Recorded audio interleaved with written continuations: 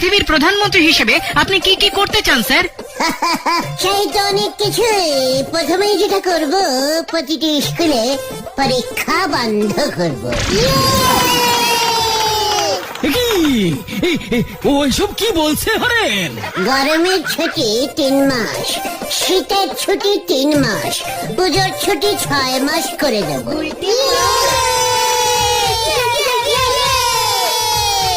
বাহ বাহ, শিক্ষায় এক নতুন দিক খুলে যাবে।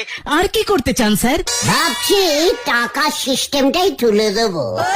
এই টাকাই যত নষ্টের গোড়া, টাকাও থাকবে না, ঝামেলাও থাকবে না, গরিব বড়লোক সব সমান সমান হয়ে যাবে। বাহ বাহ, দারুণ চিন্তা, দারুণ চিন্তা। কিন্তু মানুষ জিনিসপত্র কিনবে কি দিয়ে?